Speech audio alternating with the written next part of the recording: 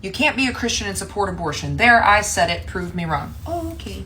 Exodus 21, verse 22. If men who are fighting hit a pregnant woman and she miscarries, but there's no serious injury, the offender must be fined whatever the woman's husband demands and the court allows. But if there is serious injury, you are to take life for life. This denotes that the fetus has property value in the Old Testament, because it's not a sin against the woman to cause her to miscarry. It's a sin against the father whose property you just destroyed. Because when you have an honest reading of the Hebrew text, the most essential component to human life is breath, wind, air. Both in ancient Judaism as well as modern Judaism, life did not start until first breath. Adam was not alive until he took breath, rock, nefesh, neck, wind, air. It's the essential component to human life in the Old Testament is the breath. The Old Testament is very, very clear that the fetus does not carry the same weight of capital punishment because it is property of the husband. It is not considered human life under the law. So let's see what Jesus said about it. And that's nothing, because you would think if it was a central part of Christianity, he would have mentioned it. The New Testament doesn't mention it at all. What you are actually arguing is Greek philosophy that started in the Hellenistic period.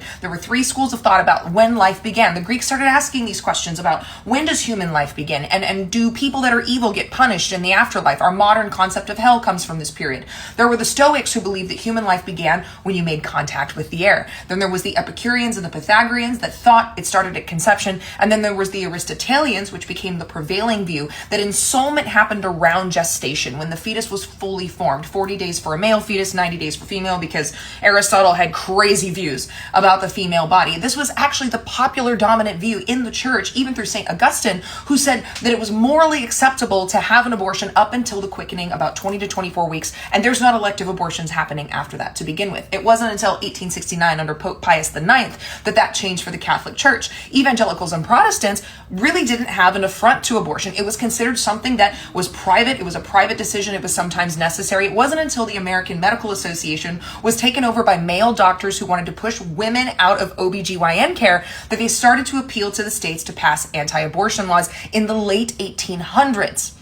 And when the passage of Roe happened in the 1970s, both the Southern Baptist Convention and the Dallas Theological Seminary both affirmed that they agreed with the decision because a woman's autonomy was supreme and it was her decision, not the government's. That changed when they needed to be able to manipulate Christians into voting for them. You're more than welcome to hold this moral stance, this philosophical stance, but it's not biblical. It's not based on the Bible. Jesus didn't talk about it. It is a Greek philosophical view that you're allowed to have, but you don't get to justify it with the Bible. It is what powerful conservative people have used to manipulate you for your vote and for your money. You can absolutely be a Christian and believe in choice.